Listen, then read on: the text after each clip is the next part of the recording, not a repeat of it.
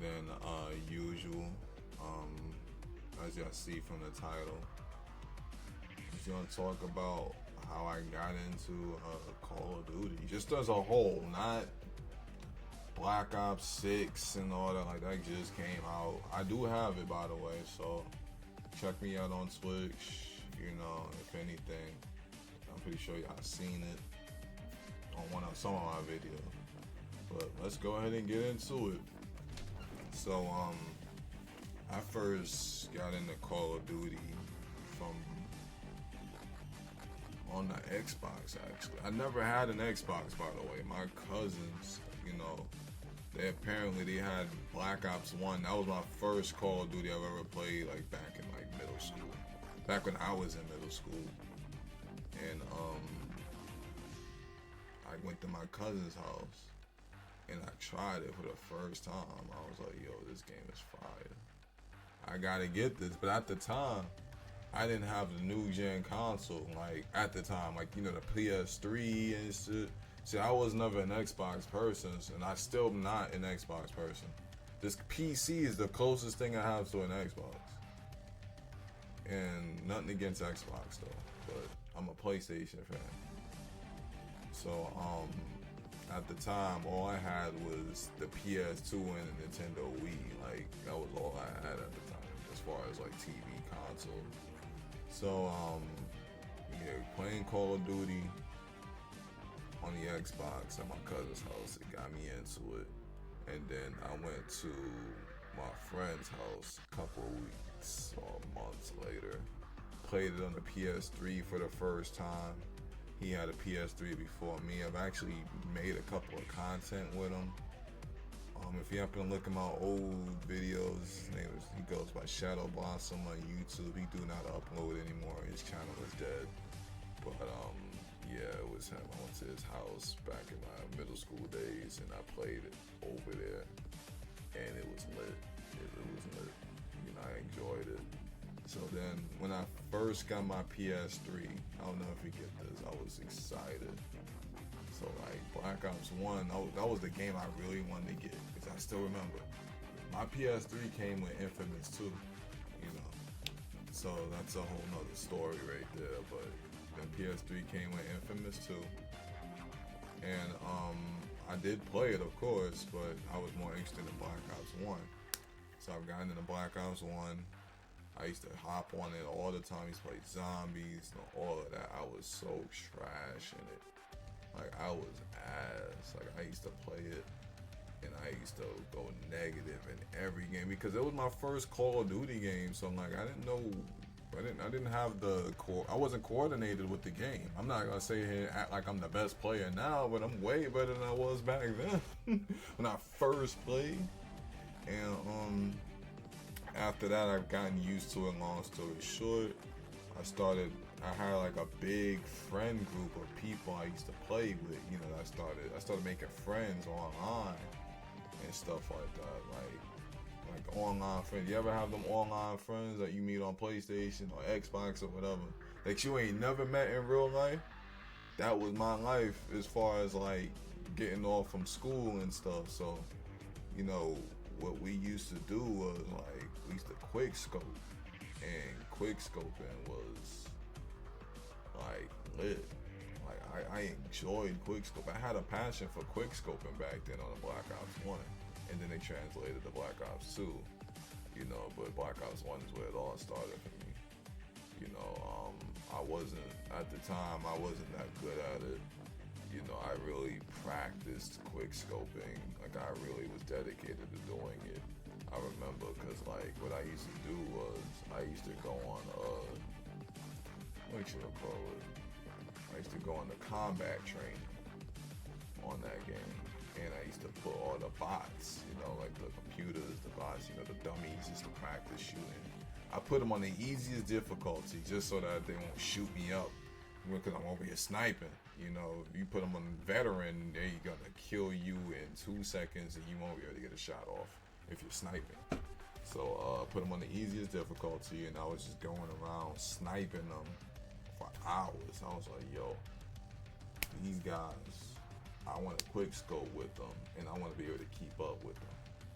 So what I did was I was sniping against the bots for hours. I looked up YouTube videos on how to quick scope. When I was quick scoping and stuff like that, I started getting better and better and better. And then as I was getting better, they was like, yo, like, did you buy aimbot? I'm like, no, I didn't buy no dang aimbot. You know, I ain't buy no aimbot. It don't look like buying an aimbot. You know, everybody always was claiming that I had aimbot back then. That was hilarious. But yeah, I started getting better. I got better than the majority of my friends list. Not every single one of them, but about a good 80% of my friends list, ain't none of them was touching me in quick scoping.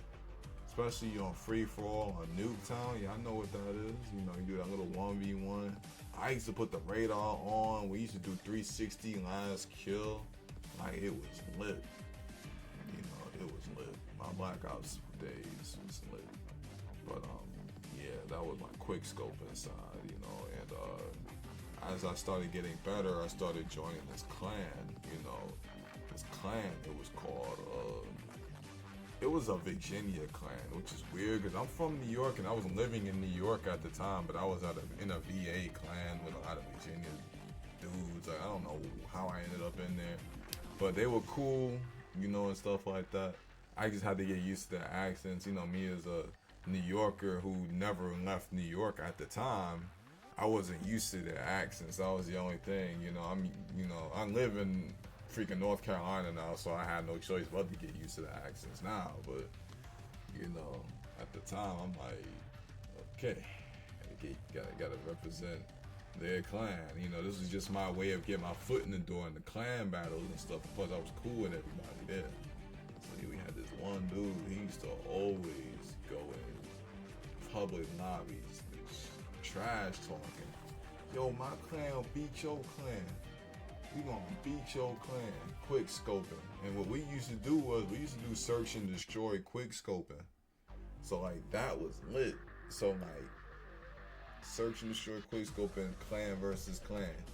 So no matter what you doing, like I used to be playing a whole other game. He used to message me, yo, clan battle. Get off whatever it is you doing. Clan battle. I used to get off what I was doing. I was like, yo, it's a clan battle. I gotta pull up. Next thing you know, we pull up in a private lobby. Everybody's talking trash the entire lobby. Everybody talking mag jump 24/7. It sounded like a freaking cafeteria in that lobby. Like, damn. You know, and then, you know, in Search and Destroy, in the old Call of Duty, as soon as the round ends, everybody in the lobby can hear them. So as soon as the round ends, that's all you hear is, you suck, you suck. You hear that shit like 1,000 times at the same time. You know, but yeah, we used to do that. We used to win a lot of our clan battles and everything. And then after we ended up winning, the ones that we've won, I don't really remember us losing that much, but of course we did lose a couple of times. It was rare, you know. And whenever we went and did the clan battle, if we was the host of the lobby, we should just kick them all out one by one. You know, whoever was the host, just kick them out. And to say if we wasn't the host, then they would kick all of us out. You know, it was just times like that. But yeah, I had a lot of time playing quick scoping. And speaking of Michael Myers, yes, I used to play Michael Myers a lot. For those of you that don't know, Michael Myers was a very popular created game mode people used to play in Black Ops and stuff like that. And I don't know if people still play that in the current Call of Duty. I kind of doubt it, but you know, Michael Myers was, for those of you that's familiar, if you clicked on this video, you better know what Search and Destroy is. So Search and Destroy is a private match, and in the private match, is one person on the other team. They run around ballistic knives like this. You know, you be running with the ballistic knives, you go like this, and then you stab them like whoop. Yeah, he used to go like that. So one person on the other team, he's Michael Myers. You gotta run away and hide from this nigga. We used to pick different maps. We used to pick the maps like WMD and Jungle and all of that. Y'all remember them maps? You know, we never really played it on Nuketown because Nuketown was too damn small. You know, you can't lie for a map like that, for a game mode like that, it's too small. So it used to be like one dude on that team. There used to be like 10 of us on the other team. We all used to be running and hiding. And then as soon as the last person, like, is the last survivor can actually kill Michael Myers. So yeah, you can't kill Michael Myers until you're the last person alive. Kind of like Infected, you know, in a way. So yeah, that was lit. You know, Michael Myers is lit. We used to play that a lot. I remember I played this one game mode, this other creative game mode called Protect the President. It was crazy. You know, Search and Destroy. You know, all of these game modes was on Search and Destroy. Like this Protect the President game was so fire to me because like I don't think that many people played it. Cause I never heard of it until I came across these group of people I used to play with. You know, I still remember one of them was named the Cool Balls. You know, I don't know what happened to him. He just stopped getting online. Most of my people I used to play with just stopped getting online. I lost contact with. But shout out to my boy Don. We're just gonna call him Don. You know, he's been in some of my YouTube videos in the past. He's the only one from that time period that I met online that I'm still in contact with, and I ended up meeting him in real life. But we're gonna bounce off that. But called the Protect the President. It was a game mode where what should I call it? It was a game mode where there was the president and then the security guards. You know, you had to camp in a room and everything, and then you had to protect the president. So whoever was the president, they stated who it was, and then the security guards had to stay in the room with the president and camp in the room with him. So they had to set claymores, everything all around the room.